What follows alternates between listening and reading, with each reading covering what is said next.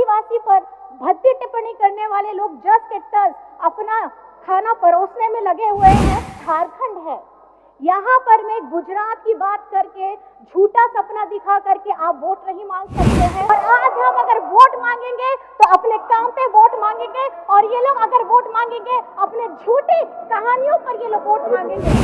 ये सरकार सिर्फ 5 महीने से पीड़ित नहीं रही है। 2019 का जब हमारे झारखंडी के लोग जिस तरीके से आप लोगों को लोकसभा में जवाब दिया है, आने वाले विधानसभा चुनाव में भी आप लोगों को इसका करारा जवाब मिलने वाला है। नाम है, कृपा करके मेरा पहला भाषण है। मैं चाहती हूँ कि अपना आप स्थान ग्रहण करें और मेरी बातों को थोड़ा सुनने का समय प्रदान करें। आप लोग माननीय हैं, आप लोग आदरणीय हैं। देखिए, आज का ये जो पल है, मैं चाहती थी कि मेरे सारे पक्ष के साथी हो, विपक्ष के साथी हो, सब लोग मिलकर के सुने। लेकिन आज इस शोर शराबे में मैं बस इतना कहना चाहूंगी कि सबसे पहले आप बोलते जाइए, आप अपना बोलिए, बात रखिए, आप अपना बात बोलिए। आ रहा है रिकॉर्ड में, आ रहा है, बात बोलिए। आज यहाँ मैं खड़े हूँ। सबसे पहले मैं गांडे विधानसभा के हमारे मतदाताओं सहित हमारे इंडिया गठबंधन के हमारे सभी सक्रिय सहयोगी साथियों को बहुत धन्यवाद देना चाहूंगी कि आज उन्हीं के कठिन परिश्रम से आदरणीय हेमंत सोरेन जी की अगुवाई में ये पुनः गठित हुई हमारी सरकार के द्वारा पेश किया गया ये अनुपूरक बजट है, जिसके पक्ष में मैं बोलने के लिए यहाँ खड़ी हुई हूँ। आज बोलिए आप महोदय जी, 31 जनवरी आप लोग जाइए ना, 31 जनवरी में हमारे हेमंत जी ने आप लोग जाइए राजभवन में जाकर के मुख्यमंत्री पद से इस्तीफा दिया था। और जब जिस वक्त उन्होंने ये इस्तीफा दिया था तो राज्य का हर एक मूलवासी, हर एक आदिवासी, उनके मन में ये दर्द था कि ये अकेला जी, आप लोग ले जाइए, मोहतरा बाबू, सबको ले जाइए, इधर से जाइए ना आप लोग जाइए, आसन पर बोल दीजिए। ये वही लोग हैं जो, और अन्याय कभी इस बात को स्वीकार नहीं करता है कि वो अन्याय कर रहा है। मैं ये सिर्फ इतना कहना चाहूंगी अध्यक्ष महोदय जी, जिस तरीके से संवैधानिक संस्थाओं का यहाँ चादर ओढ़ करके हमारे झारखंड के युवा हमारे आदिवासी मुख्यमंत्री को जेल के अंदर में डालने का काम किया था, और ये वही सरकार है जिसको पूर्ण बहुमत से यहाँ पे हमारे गठबंधन को जनादेश मिला था। आज इन लोगों के संवैधानिक पदों में जो लोग बैठे हुए हैं हमारे मुख्यमंत्री को जेल में डाल रहे हैं, और आज ये बात करते हैं, यहाँ पर में परेशान करते हैं, अपनी बातों को बोल रहे हैं। मैं ये सभी से बीच में आप लोगों से ये कहना चाहती हूँ कि कृपा करके अगर आप अपना यहाँ पे हल्ला भी करना चाहते तो कृपया मेरी बातों को जरूर सुन लीजिएगा, उसके बाद अपनी बातें अब जरूर रखिएगा। साथ में मैं ये कहना चाहूंगी कि जिस वक्त हम लोग हमारे आदरणीय चंपई चाचा जी के पक्ष में विश्वास मत में हम लोग यहाँ पर में आए थे, और हमारे नेताजी ने कहा था कि संस्थानों की कार्रवाई भेदभावपूर्ण है, इनके पास मेरे खिलाफ कोई साक्ष्य नहीं है, मैं फिर वापस आऊंगा और अब की बार ज्यादा ताकतवर होकर आऊंगा। और आज ये हमारे बीच में है, बैठे हुए हैं। माननीय महोदय जी, मैं ये कहना चाहती हूँ कि जब न्यायालय का फैसला आया और न्यायालय के फैसलों के बाद हमारे लोकतंत्र के सभी स्तंभों में उनके स्थिति की चर्चा होनी चाहिए। मैं ये कहना चाहूंगी कि हेमंत जी पर लगे महज सिर्फ आरोप पर विचारकों को अपने चैनल पर ये आमंत्रित करने वाले लोग, समाचार पत्रों में पहले पन्ने पर अपने विचार को छापने वाले लोग आज चुप है। आदिवासी पर भद्दी टिप्पणी करने वाले लोग जस के तस अपना खाना परोसने में लगे हुए हैं। आखिर एक सुर में जय जय की झूठी बात बोलने वाले लोगों को आज जवाब कौन देने वाला है? मेरा आपसे यही रहेगा माननीय महोदय जी, सच अब सबके सामने में है। भाषण देकर के हम जनता का आशीर्वाद नहीं ले सकते हैं। माननीय महोदय जी, समाचार चैनल पर शोर करके या किसी एजेंसी के हमारे दोषपूर्ण कार्रवाई को हम किसी जन नेता का भविष्य तय नहीं कर सकते हैं। अध्यक्ष महोदय जी, मैं ये कहना चाहूंगी कि हमारे सहस्त्र बाहु एनडीए के लोगों को ये समझना होगा कि ये झारखंड है, यहाँ पर मैं गुजरात की बात करके झूठा सपना दिखा करके आप वोट नहीं मांग सकते हैं। यहाँ हम काम पर वोट मांगते हैं और आज यहाँ हर एक व्यक्ति हेमंत जी के साथ में खड़ा है। तमाम अड़चनों के बाद में भी 5 महीने का तमाम अड़चनों के बाद में भी आज हमारे लोग, हमारी झारखंड की जनता हेमंत सोरेन जी के साथ में खड़ी है। और आज हम अगर वोट मांगेंगे तो अपने काम पे वोट मांगेंगे और ये लोग अगर वोट मांगेंगे अपने झूठी कहानियों पर ये लोग वोट मांगेंगे। आज हमारी झारखंडी सरकार हमारी बेटियों को पर्याप्त शिक्षा ले जाइए, इन लोगों को पहले हाउस ऑर्डर में लाइए, ये सुनिश्चित करने ऑर्डर में लाइए लोग। पहले आपका दायित्व है, नेता प्रतिपक्ष आपका दायित्व है, सबको बैठाइए, योजना लेकर के आ रही आसन पर बैठाइए। इसमें कम से कम हमारे माननीय अध्यक्ष जी जब सवाल इतना आ ही गया है तो अध्यक्ष जी मैं इतना पूछना चाहती हूँ कि सवाल तो आप लोगों से भी पूछा जाना चाहिए कि मणिपुर में जब आदिवासी महिलाओं का अपमान हो रहा था तब केंद्र की सरकार कहाँ थी?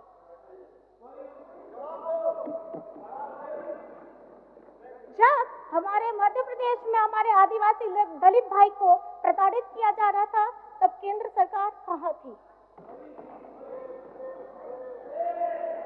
तो ये मेरा सवाल है कि जब आप हमारा आदिवासी धर्म कोड, हमारा पिछड़ों का आरक्षण, हमारे जितने भी यहाँ से नीतियाँ लागू होते हैं उनको वहाँ से इन्होंने आगे पास करने का काम नहीं किया है और आज ये हमारी आदिवासी संस्कृति सभ्यता की बात करते हैं। यहाँ जो अभी आते हैं आसाम से माननीय, उनको मैं बताना चाहूंगी कि वहाँ पर में असम में भी झारखंड के हमारे उराव, मुंडा आदिवासी के बहुत सारे लोग हैं। क्या आज इतने वर्षों से वो वहाँ रह रहे हैं, क्या उन्हें झारखंडियत का उनको सम्मान मिला है? उनको नहीं दिया गया है, लेकिन फिर भी ये बात करेंगे कि हमको आदिवासियों को बचाना है। कल मैं पूछना चाहती हूँ, कल एक पत्रकार ने मुझे पूछा कि मैडम आपको बहुत बहुत बधाई हो कि शीर्ष कोर्ट ने हेमंत जी के उच्च न्यायालय के निर्णय में मुहर लगा दी है। तो मैंने उनको सिर्फ यही सवाल पूछा कि सच की तो जीत हुई है, लेकिन मेरा सवाल हमेशा ये रहेगा कि हेमंत जी के 5 महीने कौन ला करके देगा? और ये बहुत बड़ा सवाल है। ये इसलिए सवाल है कि ये सरकार सिर्फ 5 महीने से पीड़ित नहीं रही है। 2019 का जब पूरा जनादेश मिला उसके बाद ही तुरंत बाद यहाँ पर में हमारे विपक्ष के बैठे साथी लोगों ने और इनके चादर ओढ़े, सफेद चादर ओढ़े संवैधानिक संस्थाओं ने जिस तरीके से झारखंड की सरकार को गिराने का काम किया है वो काफी दुर्भाग्यपूर्ण है और यहाँ पर में झारखंड इसको स्वीकार नहीं कर रही है। और हमारी झारखंडी के लोग जिस तरीके से आप लोगों को लोकसभा में जवाब दिया है, आने वाले विधानसभा चुनाव में भी आप लोगों को इसका करारा जवाब मिलने वाला है। और इस तरीके का हमारा ये अनुपूरक बजट पे मैं अब बात करना चाहती हूँ माननीय महोदय जी कि हम लोगों ने यहाँ पे गौ सेवा आयोग को मजबूत करने के लिए, बिजली सब्सिडी के मद को में राशि देने के लिए, शहरी क्षेत्र में आधारभूत ढांचा को बनाने के लिए, पंचायती राज संस्थानों को सहायता देने के लिए, मेगा लिफ्ट परियोजनाओं में को आगे बढ़ाने के लिए, मुख्यमंत्री रोजगार सृजन योजना में नए लोगों को जोड़ने के लिए और सर्वजन पेंशन योजना के क्रियान्वयन एवं राज्य में 21 से लेकर के 49 वर्ष की महिलाओं के लिए लाई जा रही महत्वाकांक्षी योजना जिसके तहत प्रत्येक महिला को 1000 रुपए दिए जाने का उनको प्रारंभ करने के लिए ये राशि की मांग प्रस्तुत की गई है। तो मेरा ये सवाल विपक्ष साथियों से ये रहेगा कि क्या आप यहाँ झारखंड के जन उपयोगी योजनाओं के खिलाफ है? क्या हमारे यहाँ की सर्वजन पेंशन की योजना के तहत मिल रही राशि के खिलाफ है?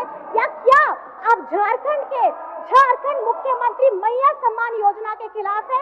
अगर आप खिलाफ हैं तो आप हमारी महिलाओं के विकास के खिलाफ में हैं। अगर आप इन बातों के खिलाफ में हैं तो हमारे बुजुर्गों, गरीब, दलित, पिछड़ा, अल्पसंख्यक, हमारा गरीब गुरबा, तो आप इनके विकास के खिलाफ में हैं। मेरा सवाल सिर्फ इतना रहेगा। और माननीय महोदय जी, मैं सिर्फ इतना कहना चाहती हूँ, साथ ही साथ देखिए गरीबी, ये जो गरीब परिवार होता है, अगर कोई भी सरकार की गलत नीति आती है तो सबसे ज्यादा प्रभाव पड़ता है हमारे गरीब परिवार में, और अगर गरीब परिवार में पड़ता है तो सबसे ज्यादा पड़ता है हमारी महिलाओं में। एक महिला एक माँ के स्वरूप में अपने घर में अपने बाल बच्चों को पोस करके अपने सारे परिवारजनों को खिला करके अपने खुद काटती है। लेकिन अब मैं ये पूछना चाहती हूँ कि महंगाई का स्तर इतना बढ़ गया है, आज एक आम महिला अपने घर का पोषण कैसे करेगी? वो अपने बच्चों को खिला के, अपने परिवार को खिला करके भूखे पेट सोने पे ये विवश हो गई है। तो मैं ये कहना चाहती हूँ कि हमारी यहाँ झारखंड की सरकार, हमारी हेमंत सोरेन जी की सरकार, हमारी गठबंधन की सरकार ने हमारी बेटियों की पढ़ाई सुनिश्चित करने के लिए हमारे समाज की एक प्रखर समाज सुधारक है जो सावित्रीबाई फुले जी हैं, उनके नाम से किशोरी समृद्धि योजना चल रही है। और इस योजना से हमारे झारखंड में 9 लाख बच्चियां इससे जुड़ी हुई हैं। और हमारी सरकार ने स्वयं सहायता समूह में जुड़े महिलाओं को पिछले सिर्फ 4 वर्षों में, मैं बताना चाहूंगी, पिछले सिर्फ 4 वर्षों में 8,000 करोड़ क्रेडिट लिंकेज उपलब्ध कराने का काम किया है, जो पिछली बार में एनडीए सरकार ने 5 वर्ष में सिर्फ 600 करोड़ का क्रेडिट लिंकेज दिया था। और मैं साथ ही बताना चाहती हूँ कि झारखंड में हमारी ये जो स्कीम चलेगी, इससे हमारी विधवा को पेंशन राशि को वे जो ये लाइन में लग करके खड़ी होकर के इंतजार करती थी, अब ये उनसे आजाद होने वाली है और एकल महिलाओं को भी इनसे सहारा मिलने वाला है।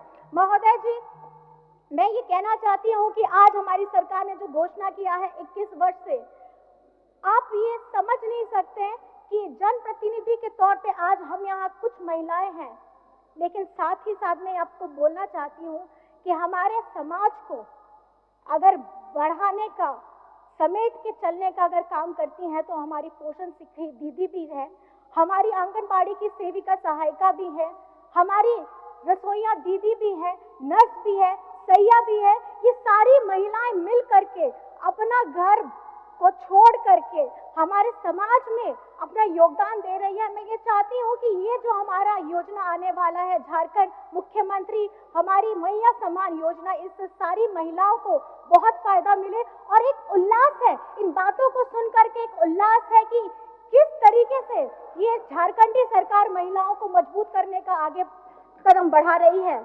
और बात जब कटौती की आती है तो कटौती की बात में मैं बताना चाहूंगी, कटौती का प्रस्ताव ये इनकी आदत का हिस्सा है। इसलिए क्योंकि मैं बताना चाहूंगी कि केंद्र में बैठी इन्हीं की सरकार पारा शिक्षकों को मिल रहे अल्प मानदेय में हर वर्ष कटौती करती है। केंद्र में बैठी इनकी ही सरकार पोषण सखी के पद में कटौती करते हुए उसे समाप्त कर दिया है। केंद्र में बैठी इन्हीं की सरकार ने हमारे झारखंड के हिस्से में गरीबों के लिए जो आवास था उसमें कटौती कर दिया है। और केंद्र में बैठे इन्हीं की सरकार ने सरकारी कर्मचारियों के पेंशन में कटौती कर दी है। केंद्र में बैठी इन्हीं की सरकार ने सरकारी पदों में ऐसा कटौती किया है कि आज केंद्र सरकार की नौकरियां ही गायब। आपको काउंटर नहीं करना चाहिए बड़े भाई। केंद्र में बोलने दीजिए आप इनकी सरकार ने मनरेगा के आपको नहीं काउंटर करना चाहिए कि आज वर्षों तक सामग्री का भुगतान नहीं हो पाया है। और साथ ही और इनकी सरकार की कटौती की आदत है कि भुक्तभोगी आज झारखंड का पूरा पिछड़ा वर्ग है। और मेरा सवाल रहेगा कि आखिर में पिछड़ों के 27% के आरक्षण के अधिकार का कटौती का जिम्मेदार कौन है? बता दीजिएगा। महोदय जी, मैं इतना कहना चाहूंगी कि आज हम जब राज्य में मजबूती के साथ सरकार चला रहे हैं तो हमारे साथ झारखंड के लोगों के हक और अधिकार के बाद में कटौती की बात, अगर झारखंड के गरीबों, झारखंड की महिलाओं के हिस्सों में किसी भी ढंग की कटौती का अगर ये प्रस्ताव लाएगा तो हम लोग आगे बढ़ने का काम नहीं करेंगे। और आने वाले समय में मैं बता देना चाहती हूँ, आप जितना हल्ला कीजिए, कुछ भी कर लीजिए, हमारी झारखंड की सरकार हेमंत सोरेन जी के साथ में है। ये 5 महीने का जो आपके संस्थानों द्वारा किया गया है, इसका जवाब आप लोग आने वाले आगामी चुनाव में देख लेंगे। और अंत में मैं बहुत ज्यादा कुछ नहीं बोलना चाहूंगी, 2 पंक्ति से मैं अपनी बातों को समावेश करना चाहूंगी। खास करके ये महिलाओं के ऊपर में है, हमारी पक्ष की महिलाएं, विपक्ष की महिलाएं, जो लोग मेरी बातों को सुन पाएंगे, ये उन महिलाओं के लिए है कि नारी तू अबला नहीं, स्वयं शक्ति पहचान।